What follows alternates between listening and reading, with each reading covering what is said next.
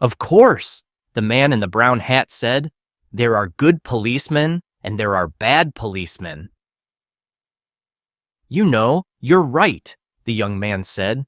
Yes, that's very true, isn't it, Julie? He looked at the young woman next to him. Julie didn't answer and looked bored. She closed her eyes. Julie's my wife, the young man told the man in the brown hat. She doesn't like trains. She always feels ill on trains. Oh yes, the man in the brown hat said. Now my wife, she doesn't like buses. She nearly had an accident on a bus once. It was last year. No, it wasn't. It was 2 years ago. I remember now. It was in Manchester. He told a long, boring story about his wife and a bus in Manchester. It was a hot day, and the train was slow. There were 7 people in the carriage. The man in the brown hat, the young man and his wife Julie, a mother and 2 children, and a tall, dark man in an expensive suit.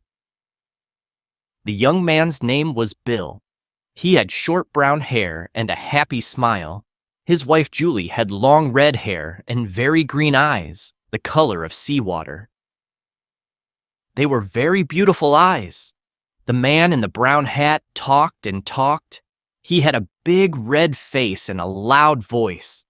He talked to Bill because Bill liked to talk too. The man in the brown hat laughed a lot, and when he laughed, Bill laughed too. Bill liked talking and laughing with people. The 2 children were hot and bored. They didn't want to sit down. They wanted to be noisy and run up and down the train. Now sit down and be quiet, their mother said. She was a small woman with a tired face and a tired voice. I don't want to sit down, the little boy said. I'm thirsty. Here, have an orange, his mother said. She took an orange out of her bag and gave it to him. I want an orange too, the little girl said loudly. All right, here you are, said her mother. Eat it nicely now. The children ate their oranges and were quiet for a minute. Then the little boy said, I want a drink. I'm thirsty. The tall, dark man took out his newspaper and began to read. Julie opened her eyes and looked at the back page of his newspaper. She read about the weather in Budapest and about the football in Liverpool. She wasn't interested in Budapest, and she didn't like football, but she didn't want to listen to Bill and the man in the brown hat talk. She thought, Bill never stops talking. Then, suddenly, she saw the tall man's eyes over the top of his newspaper. She could not see his mouth, but there was a smile in his eyes. Quickly, she looked down at the newspaper and read about the weather in Budapest again. The train stopped at Dawlish Station, and people got on and got off. There was a lot of noise. Is this our station? The little girl asked. She went to the window and looked out. No, it isn't. Now sit down, her mother said. We're going to Penzance, the little girl told Bill, for our holidays. Yes, her mother said. My sister's got a little hotel by the sea. We're staying there. It's cheap, you see. Yes, the man in the brown hat said. It's a nice town. I know a man there. He's got a restaurant in King Street. A lot of holiday people go there. He makes a lot of money in the summer. He laughed loudly. Yes, he said again. You can have a nice holiday in Penzance. We're going to St. Austell, Bill said. Me and Julie. It's our first holiday. Julie wanted to go to Spain, but I like St. Austell. I always go there for my holidays. It's nice in August. You can have a good time there, too. Julie looked out of the window. Where is Budapest? She thought. I want to go there. I want to go to Vienna, to Paris, to Rome, to Athens. Her green eyes were bored and angry. Through the window, she watched the little villages and hills of England. The man in the brown hat looked at Julie. You're right, he said to Bill. You can have a good time on holiday in England, We always go to Brighton, me and the wife.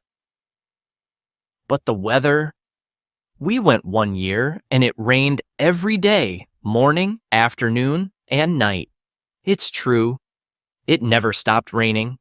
He laughed loudly. We nearly went home after the first week. Bill laughed too. What did you do all day then? He asked. Julie read about the weather in Budapest for the third time. Then she looked at the tall man's hands. They were long, brown hands, very clean. Nice hands, she thought. He wore a very expensive Japanese watch. Japan, she thought. I'd like to go to Japan. She looked up and saw the man's eyes again over the top of his newspaper. This time she did not look away. Green eyes looked into dark brown eyes for a long, slow minute. After Newton Abbott's station, the guard came into the carriage to look at their tickets. Now then, he said, where are we all going? This train's late, the man in the brown hat said. 20 minutes late by my watch. 10 minutes, the guard said. That's all. He smiled at Julie. The tall, dark man put his newspaper down, found his ticket, and gave it to the guard. The guard looked at it. You're all right, sir, he said. The boat doesn't leave Plymouth before 6 o'clock. You've got lots of time. The tall man smiled, put his ticket back in his pocket, and opened his newspaper again. Julie didn't look at him. A boat, she thought. He's taking a boat from Plymouth. Where's he going? She looked at him again with her long green eyes. He read his newspaper and didn't look at her, but his eyes smiled. The train stopped at Totnes Station and more people got on and off. Everybody's going on holiday, Bill said. He laughed. It's going to be wonderful. No work for 2 weeks. It's a nice, quiet town, St. Austell. We can stay in bed in the mornings, sit and talk in the afternoons, and have a drink or two in the evenings. Hey, Julie? He looked at his wife. Are you all right, Julie? Yes, Bill, she said quietly. I'm okay. She looked out of the window again. The train went more quickly now, and it began to rain. Bill and the man in the brown hat talked and talked. Bill told a long story about 2 men and a dog, and the man in the brown hat laughed very loudly. That's a good story, he said. I like that. You tell it very well. Do you know the story about... And he told Bill a story about a Frenchman and a bicycle. Why do people laugh at these stories? Julie thought. They're so boring. But Bill liked it. Then he told a story about an old woman and a cat, and the man in the brown hat laughed again. That's good too. I don't know. How do you remember them all? Because, Julie thought, he tells them every day. I don't understand, the little girl said suddenly. She looked at Bill. Why did the cat die? Shh, be quiet, her mother said. Come and eat your sandwiches now. That's all right, Bill said. I like children. The man in the brown hat looked at the children's sandwiches. I'm hungry too, he said. You can get sandwiches in the restaurant on this train. He looked at Bill. Let's go down to the restaurant, eh? I need a drink too. Bill laughed. You're right. It's thirsty work telling stories. The 2 men stood up and left the carriage. The little girl ate her sandwich and looked at Julie. But why did the cat die? She asked. I don't know, Julie said. Perhaps it wanted to die. The little girl came and sat next to Julie. I like your hair, she said. It's beautiful. Julie looked down at her and smiled. For some minutes it was quiet in the carriage. Then the tall, dark man opened his bag and took out a book. He put it on the seat next to him and looked at Julie with a smile. Julie looked back at him and then down at the book. Famous towns of Italy, she read. Venice, Florence, Rome, Naples. She looked away again out of the window at the rain. 2 weeks in St. Austell, she thought, with Bill in the rain. After half an hour, the two men came back to the carriage. There are a lot of people on this train, Bill said. Do you want a sandwich, Julie? No, she said. I'm not hungry. You eat them. The train was nearly at Plymouth. Doors opened and people began to move. A lot of people get on here, the man in the brown hat said. The tall, dark man stood up and put his book and his newspaper in his bag. Then he picked up his bag and left the carriage. The train stopped at the station. A lot of people got on the train, and two women and an old man came into the carriage. They had a lot of bags with them. Bill and the man in the brown hat stood up and helped them. One of the women had a big bag of apples. The bag broke, and the apples went all over the carriage. Oh, damn, she said. Everybody laughed and helped her to find the apples. The train moved away from Plymouth Station. After a minute or two, everybody sat down, and the woman gave some apples to the children. Where's Julie? Bill said suddenly. She's not here. Perhaps she went to the restaurant, the man in the brown hat said. But she wasn't hungry, Bill said. She told me. The little girl looked at Bill.